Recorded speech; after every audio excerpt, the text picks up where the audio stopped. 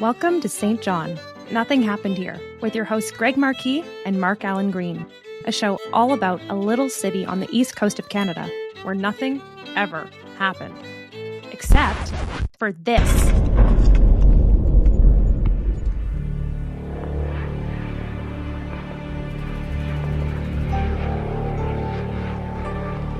Let's get back into the time machine. Today we're off to April 19th, 1866. We're bellied up to the bar at Richard O'Brien's Saloon on Germain Street in St. John.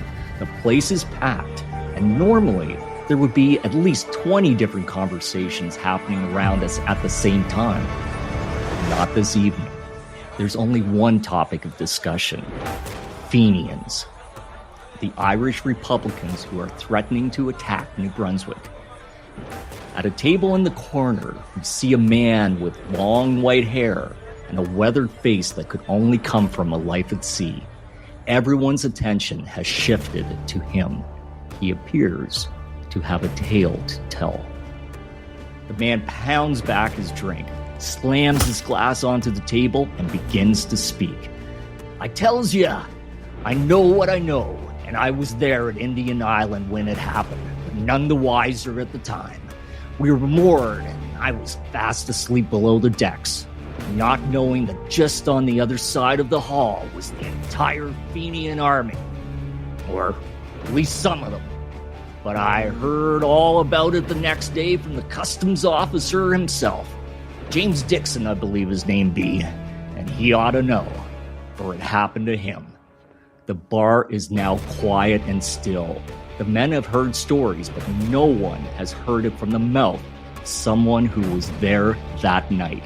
The man continues. "It was midnight or thereabouts when they beached their longboat on the rocky shores of the island. They had slipped right under the nose of the British Navy. These Fenians are battle-hardened Civil War veterans carrying revolvers, maybe more. If a fight were to happen, they be prepared. They somehow slithered quietly up those rocks, passing the warehouse, the general store, the school, and the homes littered here and there. But they had no interest in them. They wanted something from the customs house. I was told there was a fierce knocking at the door. Someone inside had then asked, 'Who was there at this ungodly hour?' The reply was, 'We want that English flag. Give it quickly or we'll burn down the house.' Then Dixon, he opens the door to face a wall of pistols and further demands to surrender the flag. There were the sounds of more Fenians trying to break through the window. At this point, Dixon's wife, who was lying ill at the time, begs her husband to do what the bloody intruders wanted. I suppose discretion being the better part of valor, he gave them the Union Jack. Within 10 minutes, those invaders be back upon the sea, making their triumphant way back to wherever they came. The old man's story is suddenly broken as the entrance door burst open. We see a young lad standing at the threshold with a tattered sheet of paper in his shaking hands. He says one word, "Fenians!" Then hurries to the bar and slams the paper down. Everyone pushes and shoves to be able to read the mysterious note. Let's join them. "Citizens of New Brunswick, Republican institutions have become a necessity to the peace and prosperity of your province. English policy, represented in the obnoxious project of Confederation, is making its last efforts to bind you in effete forms of monarchism. Annexation to the United States is not necessarily the only means of escape. Independence for the present is the best one and will assure you the supreme and sole management of your affairs.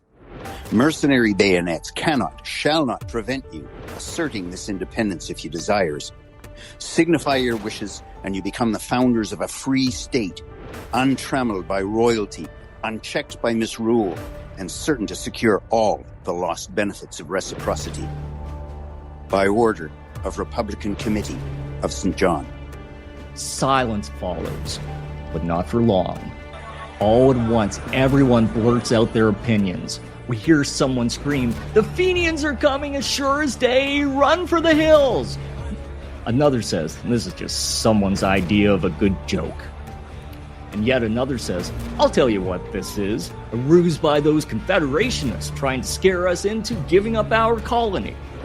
Everyone thinks they have the answer to the origins of this mysterious notice, but no matter its source, one thing is clear. St. Johners are on edge as the Fenian army amasses at the border only 100 kilometers away. Hi, I'm Mark, and over there, I think maybe drinking something Irish again is Greg, and that means St. John. Nothing happened here with the exception of the 1865-1866 Fenian scares. Now, Greg, we just heard about that circular that showed up into the streets of St. John in our opener, which brings in the possible conspiracy theory that Fenians were in St. John. Yes, and we'll talk about that after. We'll talk about some of the evidence, and we also will maybe take a deeper dive into what that document was really all about and who may have created it. But it's certainly an intriguing chapter in history of the city. And it allows me to do my favorite thing, Greg, and that is to speculate. Right. Speculate on a couple of theories of whether it's legit, whether it's not legit. So we are talking today about the Fenian scare of 1865, 1866. They are two separate Fenian scares. Yeah. And one was sort of generated more by public paranoia. The one in late 1865, I don't think there was any legitimate threat at the time. But the one that was brewing by March and definitely April 1866 on the border between Maine and New Brunswick was a legitimate scare. And we like to, there's a lot of like almost derogatory writing about it, like it was all big joke. But, as we will get into the details, I mean, things could have become very violent. They could have. And you said about the 1865 scare that it wasn't legitimate. Yeah, it was more public fear. Yeah. So that's what the Fenians would want you to think. And again, and yes. And we have to start talking about who the Fenians were. Yeah, that's a good place to start. Now, I'd say the Fenians got their start in the 1700s with the move for Irish independence. But can we just very quickly, because I think the 1848 Young Ireland Rebellion would be what I would call some of the beginnings, because two of the major players who got the Fenians off the ground, and that would have been James Stephens and John O'Mahony. They were the founders of the Fenian Brotherhood, and they were both involved in that 1848 rebellion. Yeah, you can go far back, but the other thing about the Fenians, at least as they were manifesting in the late 1850s, is they drew on the bitterness surrounding the famine. Right. Mm-hmm. So the original Irish Republican Brotherhood, sometimes known as the Irish Revolutionary Brotherhood, was founded, I think, in Dublin in 1858. I'll read the original oath for the IRB. I, blank, blank, solemnly swear in the presence of Almighty God that I will do my utmost at every risk while life lasts to make Ireland an independent democratic republic, and that I will yield implicit obedience in all things not contrary to the laws of God, to the commands of my superior officers, and that I shall preserve inviolable secrecy regarding all the transactions of the secret society that may be confided to me. So help me God. Amen. Mm-hmm. So the message there is that we want a republic. I think in order to, separate from Britain, and in order to sort of offset criticisms of the Catholic Church, which is very powerful in Ireland, there's a lot of stuff in there about God, right? Yes. Yeah. So it's a secret society. It's organized in cells, and the American movement developed on the other side of the Atlantic, of course. Let's bring it over to America, because James Stephens and John O'Mahony had to get out of Ireland. That's right. So they had to escape. They were imprisoned, I believe, both of them at a period of time. They were able to escape, and they had to get over to America. I'd say John O'Mahony was the person who started the American Fenian movement. Yeah, but then that splits. And then that splits. And I'll have to ask this. Was O'Mahony, was he kicked out of his own band? I don't know. There's so much factionalism towards the very end. I think he was. There was one wing under Roberts and one under O'Mahony, and Roberts' wing, at least by the time of the sort of end of the U.S. Civil War around 1865, the Roberts wing was on public record as wanting to attack Canada, British colony or colonies, in order to put pressure on Ireland. Whereas the O'Mahony wing, their motto was Ireland first. No, let's not get distracted by attacking Canada. Let's save up money and send money and weapons and things like that over to liberate Ireland itself. And the other thing about the Civil War, there were tens of thousands of Irishmen, immigrants, Catholics, but also marked Protestants. This is interesting. There were Protestants who joined the Fenians, right? At least in the United States, almost 200,000 served in the U.S. Civil War. So these guys would have been trained in the use of weapons. Yes, and I read that for a lot of Irish people who joined the Civil War, it was training for a greater war, and that was the war for the freedom of Ireland. Any thoughts on that, on motivation? Yeah, or if not, like ethnic pride to show that they were valuable citizens for the Republic, because they had, in the North, they had faced a lot of opposition and prejudice, much like in the British colonies. So yeah, there's different takes on that. So the problem with the Fenians they faced on both sides of the Atlantic, particularly in Ireland, is that they preached republicanism, they preached direct action, armed revolt, and the Catholic Church as an official institution was in favor of none of the above, right? So but individual priests and sometimes even bishops would offer some moral support, but so they faced a powerful institution and this is what happened in New Brunswick as well. They faced a powerful institution in the lives of many Irish people, that is the Catholic Church. Yes, and it's going to be interesting. We'll get into it a bit more, but the thought that if you were Catholic, you were a Fenian. Well, it allowed people to use that, but we don't really think that most Catholics were Fenians, but they might have sympathized with one of the goals. But it's interesting that the Catholic Church was actually in opposition of the Fenians, and it was this belief that if you were a Catholic, you must have been a Fenian. Yeah. And so like any secret society, insurgency, revolutionary movement, this had happened in 1848, it would happen in 1866 and 1867 and beyond. It was weakened by informers, police spies, people who were like being paid to spy on their fellow Irishmen. There's a lot of factionalism. There's a lot of paranoia. And also there's something like happens in politics, just these personality clashes between the leaders, right?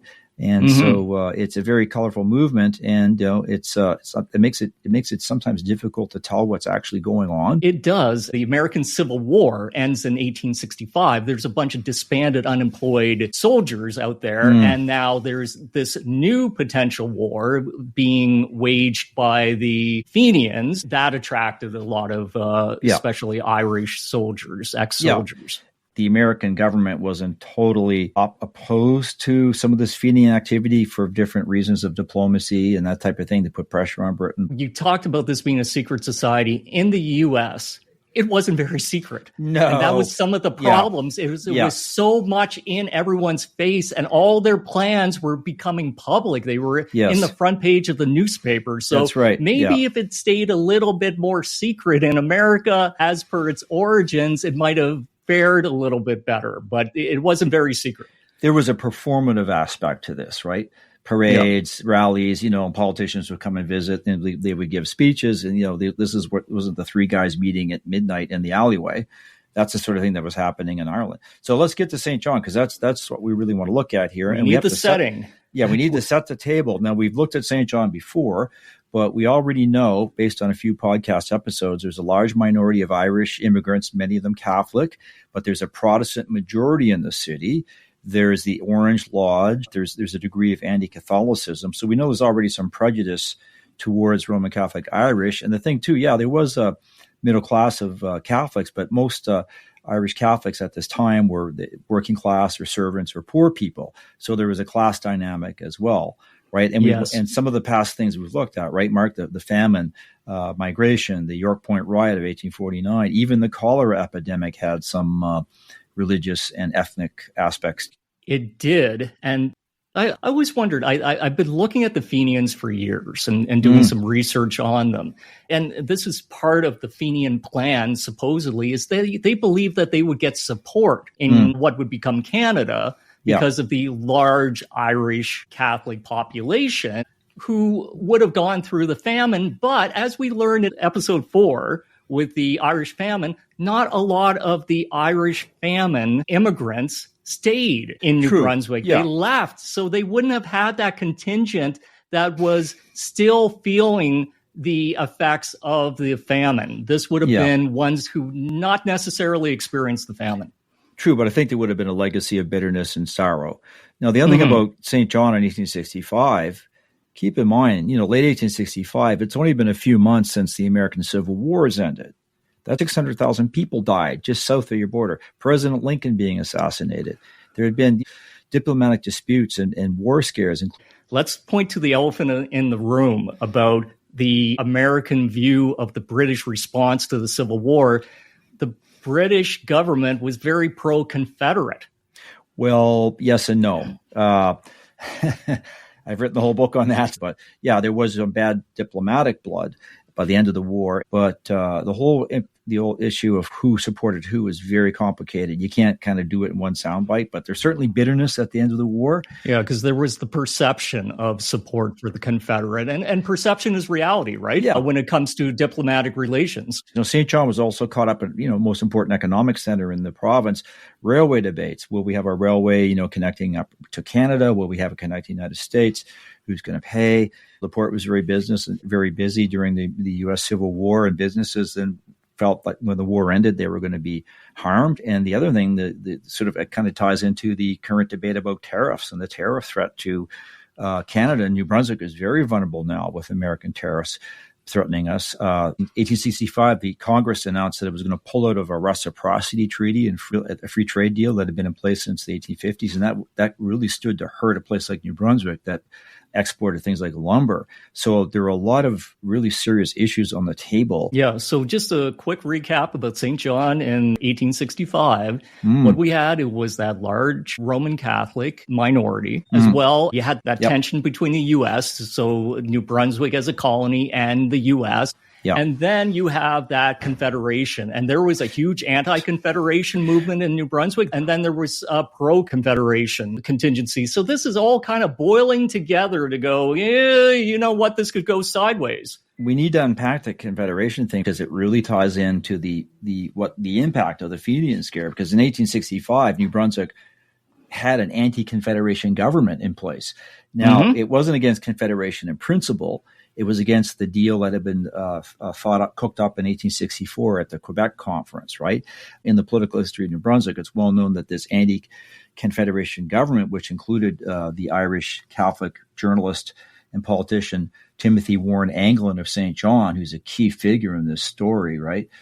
They didn't always agree on everything, and they were under pressure from the British government to favor Confederation, and they put pressure on the British lieutenant governor, right, and who's a player in this topic as well. And of course, this anti-Confederation government was hoping on closer trade and transportation ties with the United States. That's where it was putting its eggs in the basket, so to speak, and all of that was up in the air.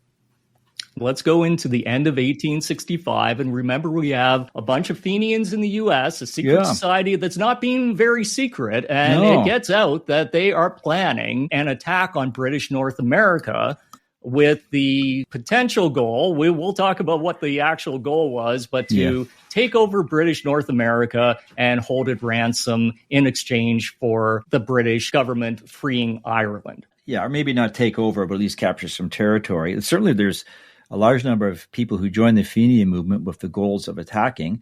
With the 1865 scare, I have a December 5th, 1865, that encoded dispatch coming from the British ambassador Bruce, who was in tight with the American government at the time, sending that to Lieutenant Governor Arthur Gordon, saying there's imminent threat of a Fenian attack. And that kicked in Lieutenant Governor Gordon to say, we need to do something. And he went to the border communities, and he saw that the frontier, those little communities, Woodstock, St. Stephen, and St. Andrews, were the logical places for the Fenians to start, and those were the threats. Yeah, but I don't think he takes it overly seriously because he doesn't call out the militia. It's a stopgap, the Home Guard. he is worried about St. John. So what he does in St. John, and I didn't know this until I read it recently, is that he instructs the St. John chief of police to hire 5 additional men, assuming they're undercover, right? And to issue them with revolvers. And also, intriguingly, he supplies them a list of 20 suspected Fenians. Now, where did that list come from? Was it from spies or detective working in Maine? Was it someone working with that British ambassador in Washington? The list has not survived, but according to a footnote in one of the books I've read, one name, Mullen, appeared in the list. And, I started looking in the directories and the census to see how many Mullins there were in St. John. Another name appeared in published sources, Campobello Island, which is a small island in the Bay of Fundy, which is better known for being the site of the FDR, Franklin Delano Roosevelt summer home. There was a man by the name of Hugh Muldoon. Is that Irish enough? Hugh Muldoon, formerly of St. John, and supposedly he was arrested on Campobello Island. And released. And later discovered that he was a Fenian. But here's what I learned about 1865 in that area, Greg. Yeah. Don't make any jokes that you're a Fenian. Oh, no. Because that got a couple of people arrested, is just kind of joking around going, I might be a Fenian, or, I support this cause. You say that at a bar, you will likely be in handcuffs and taken away. When there's a paranoia out, right? So again, according to Dr. Peter Toner, who's a former colleague of mine, who's done a lot of work on Irish-Canadian history and migration, St. John was very likely the home of a Fenian circle, as were other British North American cities. In the 1870s, which is a bit beyond our time, it had a branch of the United Brotherhood, which was a secret Irish nationalist organization that was kind of inspired by the Fenians. And then a name has come to me, courtesy of Professor David Wilson, who's the biographer of Darcy McGee, amongst other books. He's told me that there was a small circle of Fenians in St. John in 1866. Now, since we're talking about this, and I think it's time to speculate. Yeah. What would a Fenian cell be doing in St. John? Was it sitting in wait for the invasion? And then we'll get into this because this comes in with Lieutenant Governor Gordon actually trying to dispel this. The enemy within. Were they positioning themselves for an uprising within St. John? Thoughts? I know we don't have any evidence of it, but any thoughts about if they were just happened to be there at the time, or was this part of the bigger Fenian plan? Well, I think they happened to be there at the time, and just, with their Irish expat communities, much like other expat communities, there might be nationalist groups welling up amongst them. I think it was more to raise money and keep the hope alive and that type of thing. But as we shall see with the 1866 scare, there were these notions of, it's sort of the term fifth column hadn't been invented yet, right? That comes out of the Spanish Civil War, I think. But there was a perception that there could be fifth columns, and not only in Fenians waiting to rise, but not only in St. John, but in other cities. But I think we'll save that till we look at 1866. I just want to mention that Lieutenant Governor Gordon was walking a fine line here because he wanted to cautiously encourage some thinking about security, but he did worry that it could stir up anti-Catholicism in St. John and elsewhere in the province. He had heard about the riots of the 1840s in St. John, Fredericton, and Woodstock, which led to the loss of life. So he was worried that they got too intensely anti-Catholic and anti-Irish Catholic. It could stir things up and make things worse. Yeah, he preached about the enemy within. And we've been hearing a lot in the world about the enemy within lately. But he was preaching the other way, is don't think that there's an enemy within instead of what we're hearing now. And that gets back to this thought. If we were to take a Venn diagram, this was some of the belief at the time, is that you have all Catholics in one circle, all Fenians in one circle, and they overlap completely.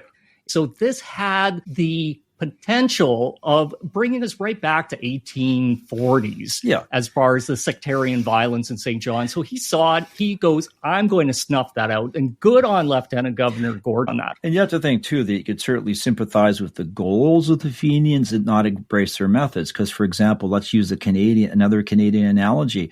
There are many people in Quebec who were appalled by the FLQ bombings and kidnappings right back in the 60s in Quebec, but they may have shared in the goals of the FLQ, right? But it made St. Johners nervous, the 1865. And this might have been the rumor mill acting, but there was a thought that maybe not the whole Fenian force, but Fenian invaders would go for the banks and steal money. So there was a big run on the banks. Everyone was removing their cash from the banks. Yeah, I think that was the first run, and there was another run by depositors, I think, in the spring, right? So, yeah, so I think the real fear was a raid, right? But, of course, the Fenians didn't have a navy. Yeah, that's what we're going to talk about is how could the Fenians have pulled this off? But let's go with defenses. Let's defend our city. Okay, well, one of the things I was shocked, you had this idea that, the Fenian raids and everything's really vulnerable. There were 350 full-time British soldiers in St. John in 1865. That's a lot of soldiers, right? That's a lot of soldiers. And they were divided between infantry and artillery. Now, the artillery was more, I think they had some more modern, smaller field artillery guns. I don't think they were really training much on the older smoothbore cannons. But the fact is you had trained full-time professional British soldiers there, and you had a much larger number of volunteer artillery and infantry, the sort of people we talked about in the night with the 1914 streetcar. These were the Saturday night soldiers. St. John Volunteer Battalion. Yeah, well, they put that together of all the different units, right? It turned out to be several hundred guys, if you put them all together, right? Wasn't it 50% of the militia in New Brunswick were stationed in St. John? There was a lot of them. So then Partridge Island, there was an old gun battery out there, but the cannons were kind of old smoothbore cannons. They didn't have like a modern range, and the infrastructure surrounding that gun battery was not up to date. I think it was 8-inch smoothbore guns. So these were classic cannonballs, right? They weren't firing shells or anything like that, right? So, but again, in theory, these guns were, if in the right hands, could be used to defend the outer harbor against any sort of enemy vessel coming in. But weakness. Okay, yeah. Partridge Island is a weakness. It needs to be updated. Now let's move to Martello Tower. I want to use that to protect the city. Well, that was there. Martello Tower was this round stone fort from 1815 that had been built as an artillery platform, but it wasn't active. It was kind of being used for storage, but it had the potential to be an important asset because it was high up overlooking Carlton Heights and had a great view. But getting back to the city itself, there was an inner defense of the harbor at the south end, the very far southern tip of the peninsula, and there was a gun battery there. And, in good shape? Older guns as well. I don't think it was fortified to any great extent, but the ace in the sleeve for New Brunswick was that the Royal Navy was stationed in Halifax during the winter months. Some of it went to the West Indies, but there were ships on station, and it was a dockyard as well as a unit. There were British troops in Halifax in fairly serious numbers until 1871. So it was one day's sail away. You could send a message by telegram, and the Royal Navy and the British Army could be sent up if needed. And so that was the ultimate, backup, right? Just a little bit about the St. John defenses, because we got the harbor seeming, well, I shouldn't say well defended. It wasn't well defended because it was aged. Yeah. I want to talk about, just for a second, one if by land, two if by sea. Could the Fenians have attacked on the land side? And especially before there was much of a home guard and militia spread out, could they have successfully gone over land? Thoughts? Yeah, but they would face 350 British soldiers who lived in the city itself. Yeah, but with the belief that they might have had 3,000, I know that they didn't, but 3,000 battle-hardened Civil War vets. But the thing is, there was no way that the Fenians would be able to project 3,000 men into the St. John area, right? So it would have been raiding parties going over land and would have been stopped. It never happened, but I think they feared that somehow a ship was going to come right into the harbor and attack, right? Okay. That was the paranoia, right? So I think the defenses are pretty weak and undermanned. And the British military is a day's sail away. So on a raid, you could get in and out if you were doing a raid strategy. But the important thing you just said, 1865, it didn't happen. No Fenians. No Fenians showed up. Someone's getting nervous because in February, a steam corvette of the Royal Navy, the HMS Pallades, with 22 cannon and 274 men on board, including Royal Marines, shows up in the harbor and it stays for 2 months.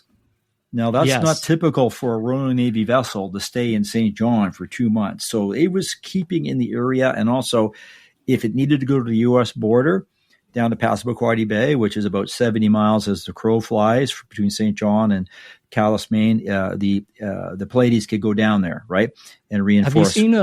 Have you seen an artist depiction of the Pleiades? Yeah, it's a sailing ship with a steam engine, I think, isn't it? Oh, they were almost comical looking in a way back then, but it was before there was the efficiency in steam-powered engines that they had to do a blend of sail and steam. Yeah, auxiliary sail is always good to have in that era, right?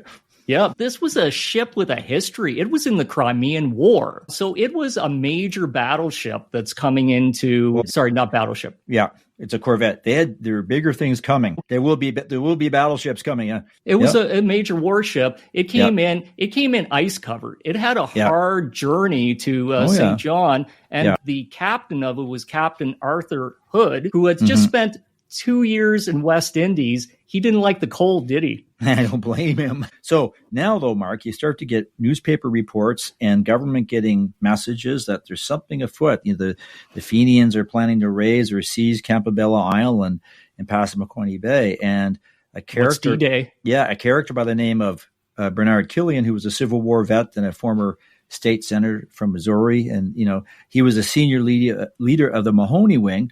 And no, wait a minute. The Mahoney Wing is not supposed to be in favor of invading Canada, right? It's supposed to be the Ireland first. He got forced into it, though, right? To keep any sort of credit, he had to go with some plan. And so he went for the New Brunswick Campobello Island plan instead of the other plan, which was to attack Canada proper. Yeah.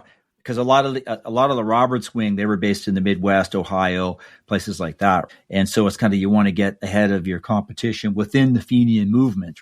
But again, it's not quite clear, later when things didn't succeed, a lot of people were ready to throw O'Mahony and Killian under the bus, so to speak, right? So now, what happened too, as you get towards St. Patrick's Day, Mark, getting back to the fifth column idea we talked about earlier, what day, if you were paranoid about the Irish fifth column in the different cities in Canada, what day do you think that the Irish would rise up? It would have to be, Greg, St. Patrick's Day. And we see this over and over, that people just in paranoia, they go to some sort of special anniversary or something, this must be the attack day. If you were the attackers, that would be the last day you would attack when they think you're going to attack. Come on, you need the element of surprise. It was not going to happen. It's some sort of weird social psychology, because I know there was paranoia in Charlottetown, New Brunswick. The militia was called out and they guarded the shores of Greater Halifax, expecting this mythical Fenian army to descend from out of the blue.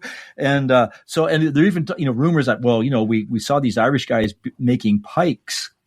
This idea that they were going to use pikes to create this coup d'etat, whatever. Anyway, so we're coming in heavy. We're coming in heavy on March the 17th, or that's the thought. Let's go back.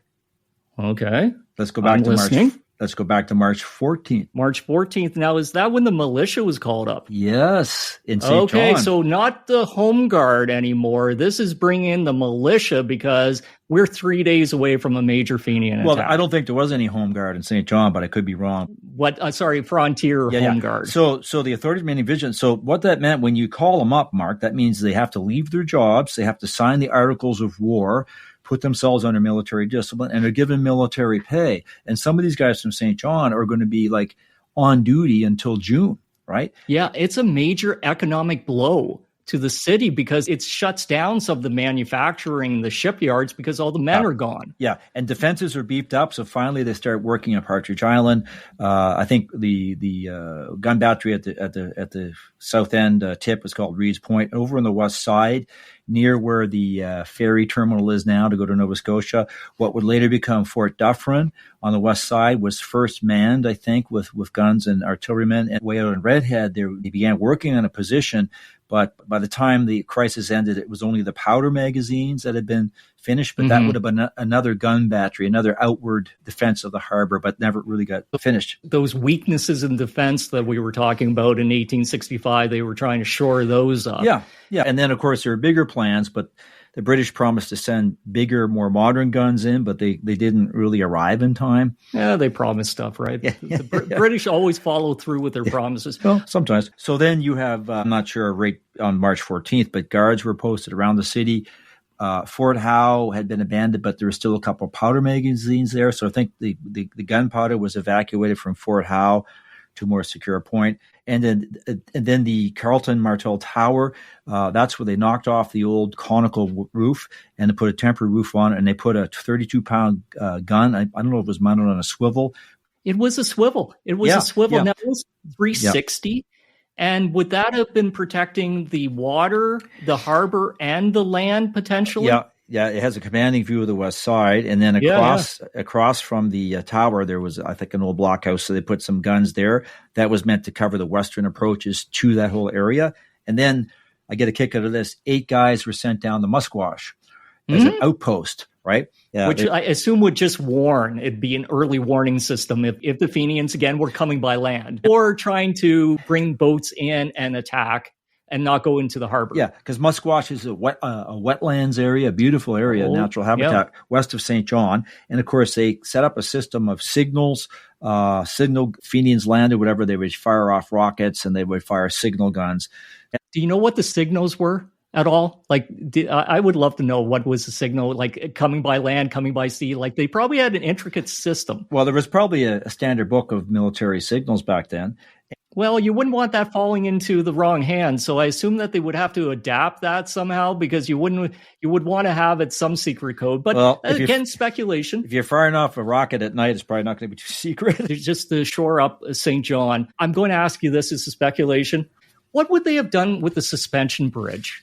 Because that would have been a weak point. Would they have had that guarded, or would they have plans that they would have destroyed that if the Fenians were coming in? I have no idea. I want to speculate on this. Yeah, I really want to. Okay. I mean, again, I don't think they expected the Fenians to attack in any force. We're right before St. Patrick's Day. The militia has been called up.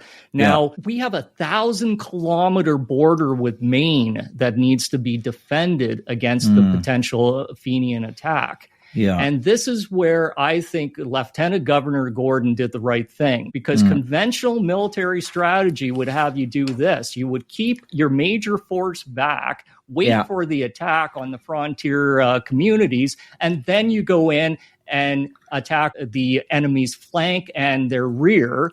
But Lieutenant Governor Gordon said, we will have nothing to do with that strategy. We're not going to leave those frontier communities of St. Stephen, St. Andrews, Woodstock to take the hit and then us to come in, especially after they really helped out with the Home Guard. So he goes, no, we're going to defend those communities. Well done. Strategy be damned on this. Yeah, because I think the senior British officer out of Halifax had that former, he was thinking like the military guy, right? So several hundred Fenians, many of them armed with revolvers and knives, show up. They're not secret about what, or some of them are. Sometimes they are joking about but they show up in places like Portland, Maine, Eastport in Washington County, which is facing New Brunswick, Calais, which is just across the river, across the short bridge from St. Stephen, New Brunswick. And their goal, at least what people are saying, is to seize Campobello Island, which is only like 22 square miles, and what's the strategic value other than none? But again, what did they want to do with this? If they wanted to do they want to raid it? Do they want to seize it? Why are they doing it? What are some of the theories? So this is from Robert Dallison. Yeah. His book. This was the Fenian plan, and whether it was or wasn't, we don't know, but this was interesting. So the plan was to seize Campobello Island to serve as a base for further attacks in the British North American and Ireland itself, which seems to go with O'Mahony's plan, was to, we want to attack Ireland, first Ireland. So that kind of made sense. They were hoping this, according to Dallison, that seizing British land would give them belligerent status under international law, which would bring in the official rules of war, where they could issue letters of marque to privateers to menace British vessels, buy weapons freely, and raise an army without compromising U.S. neutrality. My response to what you just said there was, how much poutine were they drinking? They're not going to attack Ireland. They want to raise money and buy guns so people can go into Ireland and lead an insurgency. But historians ask questions like, was this to set up a republic? Was it to generate publicity? Right? They were not going to do it. They're just going to generate publicity. Was it to assist with fundraising? Right? Yeah. Or on the border? Was it to shore up O'Mahony's leadership? Again, the whole reason why he was encouraging and he got permission from his group to put men up on the border was that he was worried about losing to the other wing, the Roberts wing of the Fenians, right? So again, it seems very far-fetched. And although they did get some soft support from U.S. Government officials, there's no way the United States was going to allow any sort of major incursion along its border. I'm going to agree with you. I don't think that the goal was to actually capture Campobello Island. I was looking at it. I'm not a military strategist. I'm not. Yeah. But they wouldn't be able to hold that against the British Navy. No. There's no bloody way. I know that they were hoping for this, or at least this is the speculation. They were hoping for support. So support in New Brunswick of the Irish Catholics.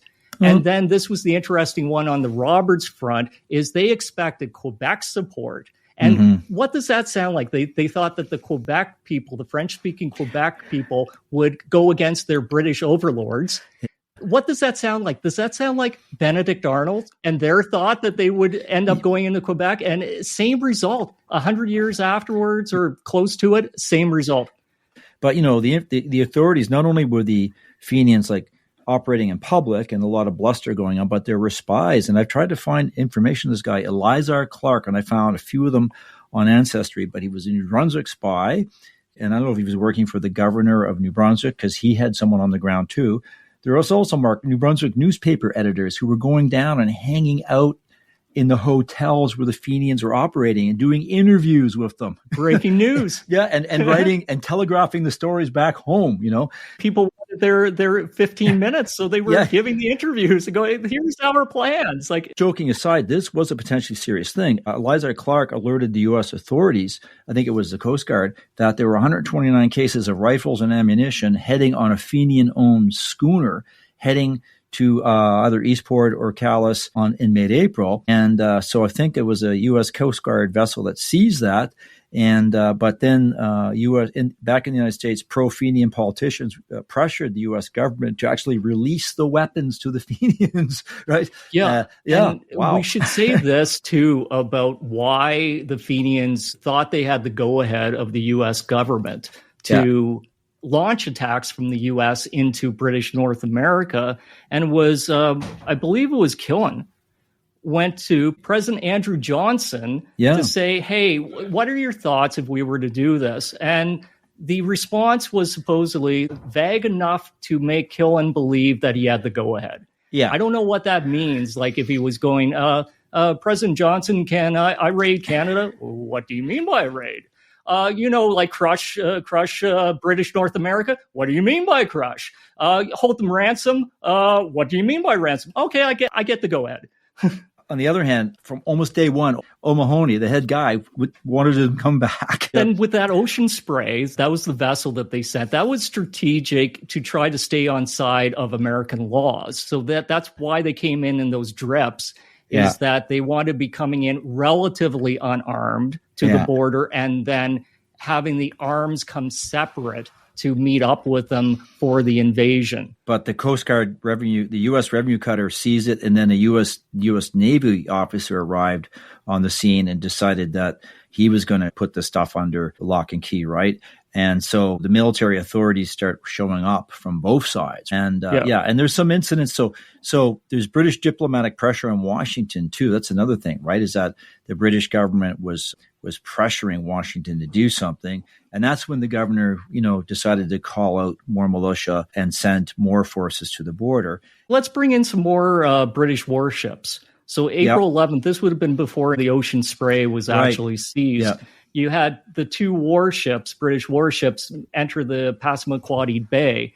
Now, one would have been the HMS Pallades that entered in, and then I believe it was 4 or 5 other ones. They started to flex the British Navy muscle, and then the Indian Islands. So, and I'd love to get your thoughts on this, Greg, about the strategic thing, but this was a capture the flag operation. So under the cover of night, the Fenians came in under the eyes of the British Navy. So they snuck by the British Navy, went into Indian Island, went into the customs office, which would have had the customs officer for Indian Island, who would have been the top-ranking British official. And they took revolvers, put it to his head, threatened his wife, and said, you give us the Union Jack. You give us the British flag that was flying above the customs office. Yeah. And Dixon, it was James Dixon, he goes, I'm not going to surrender this. And then his wife pleaded with him, going, just give them the flag. And goes, okay, here's the flag. Yeah. And then they go off in their boats and going, we have captured the British flag. We got the top-ranking official from Indian Island, British official on Indian Island, to surrender the flag. And then they supposedly did this as a quote. This will cause the British lion to shake its sides and lash its tail. Let him, the spirit of liberty is abroad. That was published in the newspaper as they returned the flag to Boston and paraded it as being a victory for the Fenians. What do you think? You said the top ranking. He's probably the. He's the only ranking guy. Yes, exactly. Anyway. But top ranking is they try to spin it. I don't want to discount what the woman went through having a revolver, but yeah, I mean, it was really a subject of ridicule though in the British world and even sometimes the United States. This is the best you can do. And there were a couple of other incidents involving. Actually, there was another more serious incident later on, but there was one in between where some unknown intruder showed up in the middle of the night and, didn't know the password, and militia stationed on the island fired at them. And those militia were from St. John. So St. John, Indian Island, is not exactly the biggest island in Passamaquoddy Bay. No, it wasn't, but it was populated. It had a permanent population at the time. It actually even had a school. Yeah, it had warehouses. Well, Partridge Island had a school at one point. Just a question for you as a historian.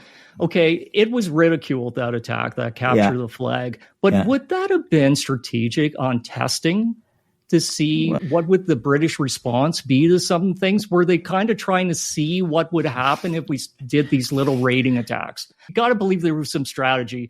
I don't want to believe that they just got drunk one night in Eastport and go, let's go capture the flag on Indian Island. They were outnumbered 5-1 by British soldiers, because soldiers came as well, not just Navy. 5 Royal Navy vessels, including a top drawer battleship, the HMS Duncan. Well, maybe it's a bit older, but had a lot of cannons. And, so they're between British military and militia, including artillery, there were 5,000 British and New Brunswick personnel on that border, and maybe 1,000 Fenians who did not have rifles. Right. It seemed to be what killed it was seizing the ocean spray, because that took any hope of a major Fenian offensive from happening. Like they just had some knives and revolvers. That's all they had. They could not do it. They held on, though, for a while and menaced.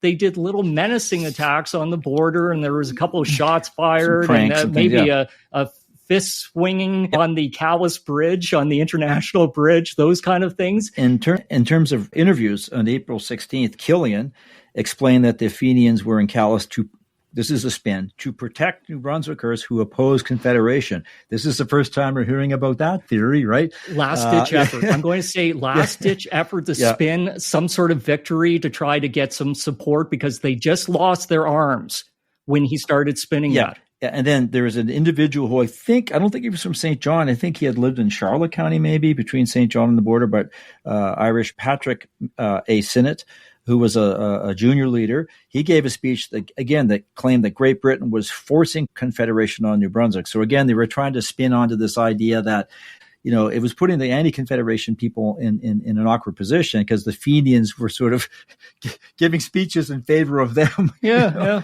But they needed support. They needed something. It was a Hail Mary play. And that brought us to April the 19th with that circular on the streets of St. John. Talk to me about that. Well, if you look at the circular that was very kindly voiced by a friend of the podcast, John Lawrence, who was the show's fiddle player and a fine musician, that appears in the street. Now, I like to see the original, like people write about it, right? But I have not yet actually seen it. But it's a broad sheet or a circular, so it's printed. That means it's done on a printing press. So if that's so where was that done?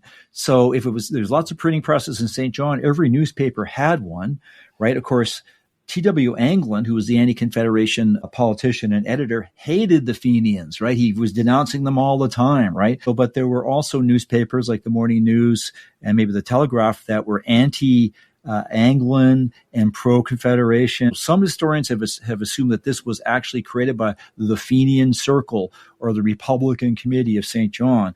But I have my doubts.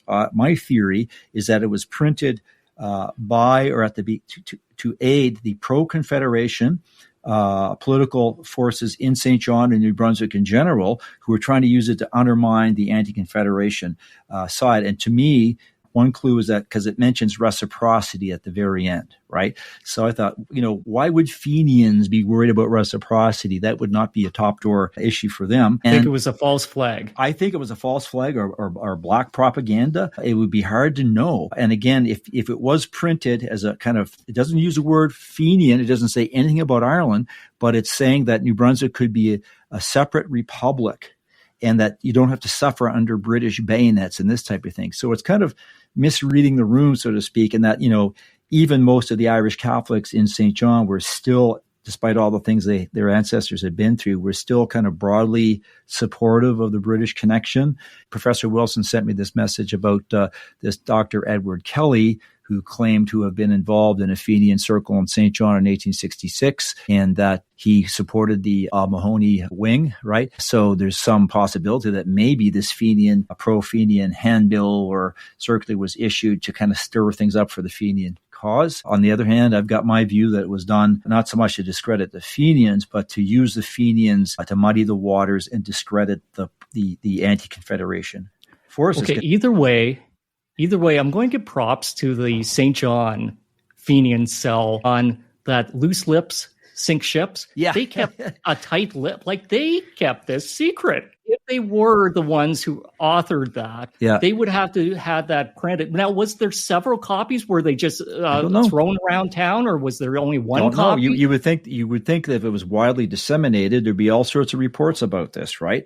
Yeah, like, were they dumping them everywhere and letting the wind blow? And then St. Johners were going, whoa, look at this. There's one reference in a Montreal Gazette article, oddly enough. And then it's been referenced by different historians working on the Fenians, right? It's really about the politics of Confederation. I tend to support the idea that it's black propaganda, or, as you would say, a false flag sort of thing, right?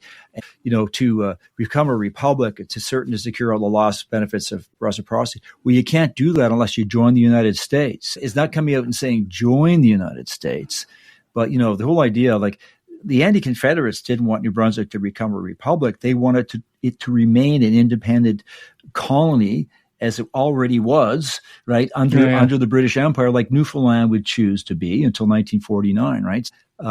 It just seems to me it's either just trying to stir things up just for stirring things up purpose. Maybe it's a huge prank, or it's, again, this I think it's got a motive to sort of undermine Confederation. I support your theory, but either way, how they covertly used a printing press and no one spoke of this. No one ever took credit for it. That's I'm sorry, impressive on either side. If it's a false flag, then impressive on the pro-Confederation. If it's Fenians, good on them.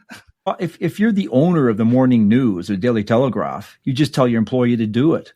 Or maybe someone's going to talk about it, Greg. Yeah. That's what I learned about lawyers, and dealing with criminals is if criminals just shut up, we would never get convictions. But it's just like someone talks, but good on them for keeping this to a mystery to the ages. Or maybe the boss just went down at night and cranked out a few, on the hand press. So we're into May. They lost their arms. So the major offensive could not happen. They tried to rally up support with the anti-Confederation movement.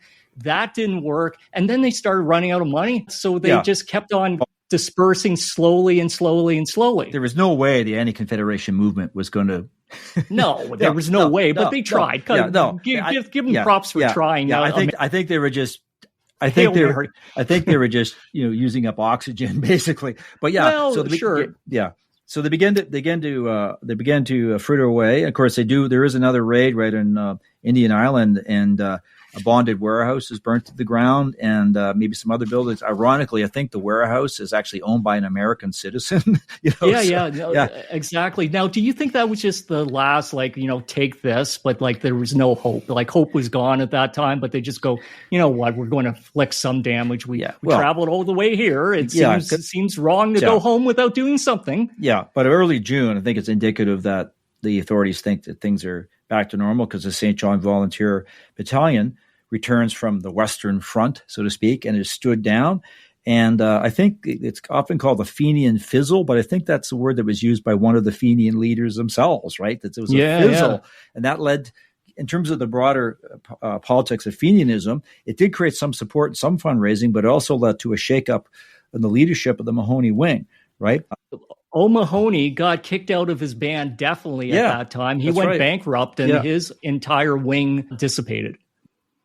And then it was just Roberts left. But they still had, back in Boston and New York and so forth, they still had meetings and parades and processions and things like that. In New Brunswick, this it really gets more important for the Confederation movement because pro-Confederation politicians who used to be in the government until 1865 and they were defeated, they want back in. They got support from Canada. They've got support from the British government. They've got support from the Lieutenant Governor Gordon, who's very pro-Federation. So this allows them, and historians have written about this, to smear the anti-Confederates as pro-Fenian, although they weren't, and also somehow disloyal to the British connection. If you're a real, true, loyal Briton, you're going to support Confederation because that's what the British government wants us to do here, right? So, can we speculate? Yeah.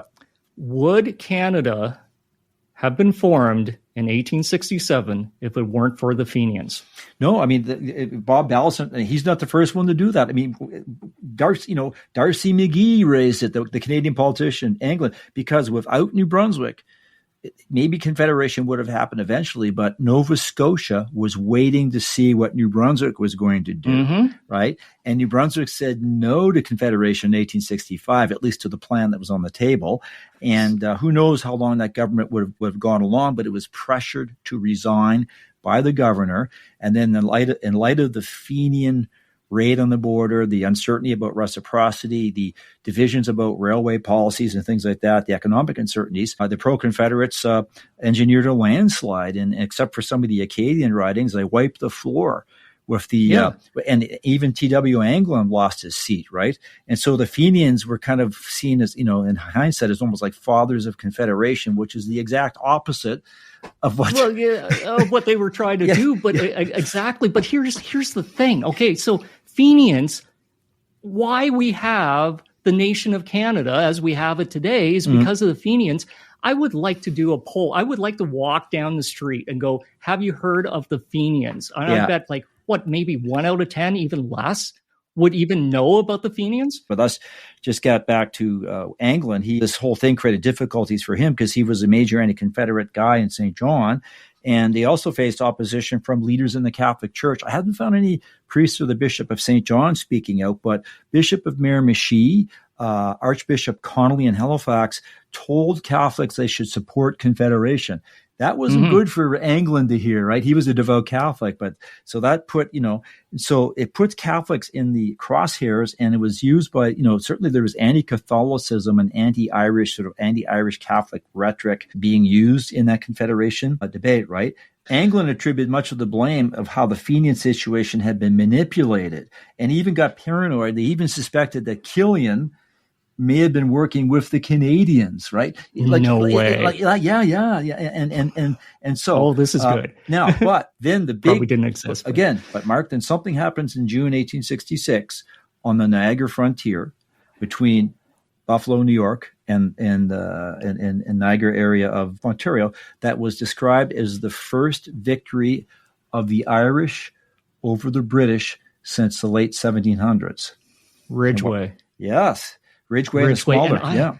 I am just trying to stop myself, Greg, from going into this because this is fascinating, but we can't. I know. But the whole push in and Robert's wing having success with, a not bad plan, a four-pronged attack, but we can't get into it. But please, to our listeners, go check out this story. It's fascinating. Just want to say that Ridgway then gave an extra push because the Fenians were able to inflict casualties on the Canadians, but they weren't able to stay in Canada. They withdrew, many were arrested, that type of thing. But it was great for the morale for the Fenian movement. And then getting across the Atlantic, there was a half-hearted and poorly coordinated rising in Ireland. Remember those Irish Fenians back in Ireland? 1866, 1867, never got off the ground, was easily broken up by the Irish constabulary, and that created further ridicule of the Irish by the British, who felt the Irish can't govern themselves, they're irresponsible. But over the next few years, Irish nationalism wouldn't be channeled into sort of armed revolt so much as land reform and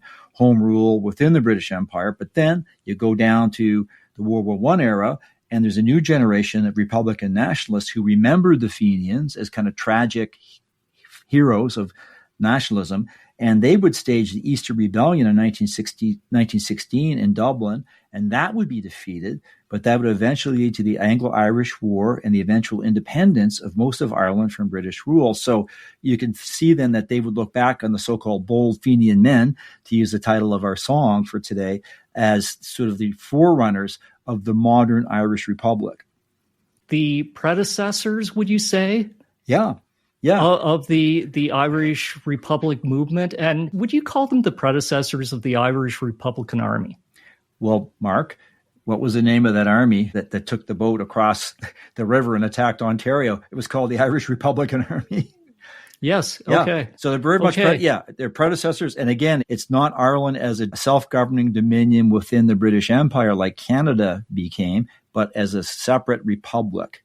An independent republic. And that's what the Fenians stood for. So Fenian Scare of 1865, 1866, and the fear it brought to St. John, and the response of St. John, and the greater response to Confederation. And that is the podcast.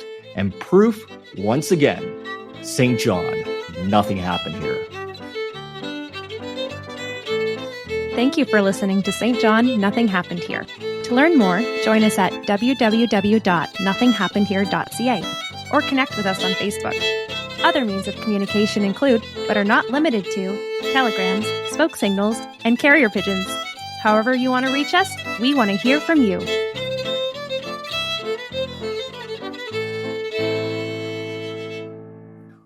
We have a surprise for you. We have a special ending for this episode. Recorded live from O'Leary's Pub in St. John, New Brunswick, we have Morgan Driscoll, John Lawrence, and our own Greg Marquis performing the song Bold Fenian Men.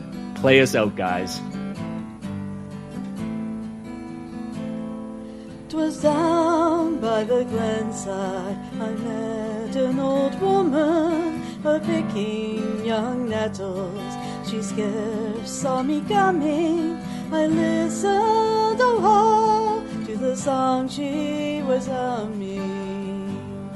Glory-o, glory-o, to the bold Fenian men. 'Tis 50 long years since I saw the moon beaming on strong manly forms and their eyes with hope gleaming. I see them again during all my daydreaming. Glory-o, glory-o, to the bold Fenian men. When I was a young girl, the marching and drilling awoke in the glenside, hymns awesome and thrilling. They loved dear old Ireland, to die they were willing. Glory-o, glory-o, to the bold Fenian men.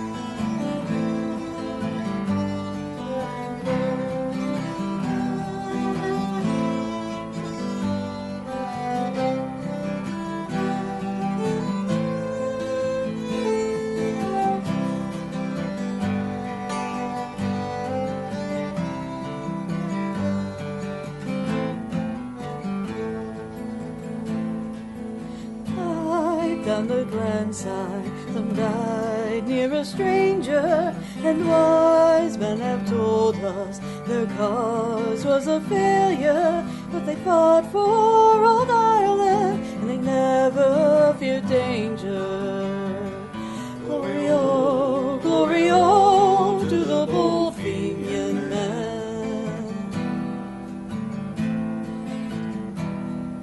I passed on my way, God be praised that I met her, be lifelong or short, sure, I'll never forget her. We may have revenge, but we'll never have better.